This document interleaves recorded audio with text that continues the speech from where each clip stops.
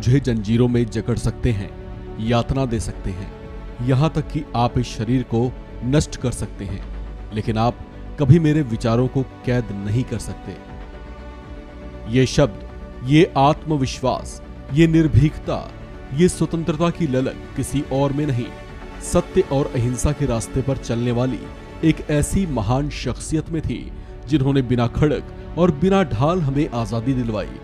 साबरमती के जिस संत ने ये कमाल करके दिखाया था वो थे महात्मा गांधी। महात्मा गांधी युग पुरुष थे जिनसे सिर्फ भारत देश ही नहीं बल्कि ये विश्व भी प्रेरणा लेता है। महात्मा गांधी का जन्म 2 अक्टूबर 1869 ईस्वी को गुजरात के पोरबंदर नामक स्थान पर हुआ था। उनके माता पिता एक कट्टर हिंदू परिवार से ताल्लुक रखते थे। मोहनदास अपने पिता की चौथी पत्नी की अंतिम संतान थे। उनके पिता करमचंद गांधी पहले ब्रिटिश शासन के अधीन पोरबंदर के दीवान थे और वांकानेर के भी दीवान रहे। मोहनदास की मां अत्यंत सरल स्वभाव की थी, जिनके चरित्र की छाप मोहनदास के व्यक्तित्व पर देखी जा सकती है। वहीं मई 1883 में जब उनकी उम्र महज 13 साल थी, उनका विवाह 14 साल की कस्तूरबा से कर दिया गया। गांधी जी ने वकालत इंग्लैंड से की। गांधी जी के परिवार में 4 बेटे और 13 पोते पोतियां हैं।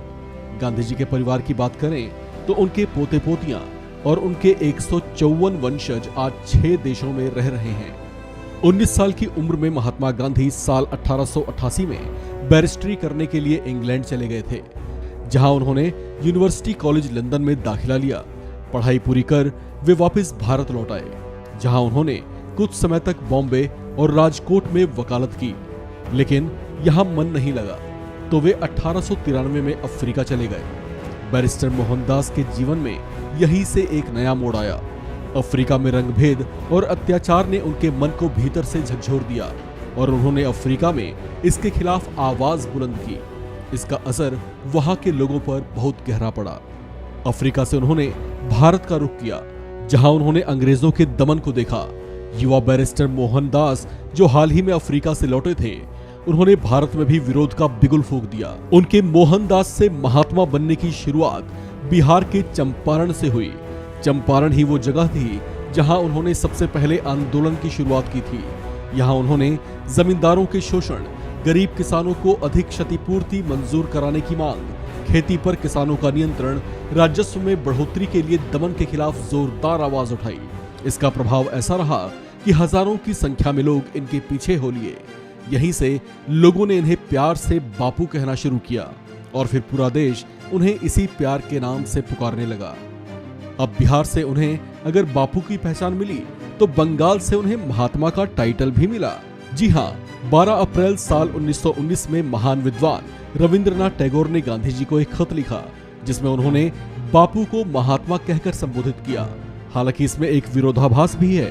विरोधाभास ये है कि ऐसा भी कहा जाता है कि महात्मा गांधी को सबसे पहले महात्मा कहने वाले राजवैद्य जीवनराम शास्त्री थे, जिन्होंने साल 1915 में एक संबोधन के दौरान गांधी जी को महात्मा कहकर संबोधित किया था।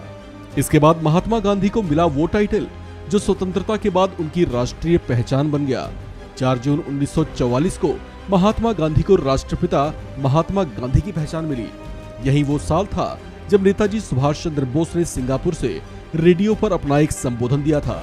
इसी दौरान महात्मा गांधी का जिक्र करते हुए उन्होंने उनके लिए राष्ट्रपिता शब्द का इस्तेमाल किया। साल 1948 में महात्मा गांधी के निधन के बाद रेडियो पर दुखद संदेश सुनाते हुए तत्कालीन प्रधानमंत्री जवाहरलाल नेहरू ने भी कहा कि राष्ट्रपिता अब नहीं रहे। यहीं से उन्हें राष्ट्रपिता होने का टाइटल भी मिला।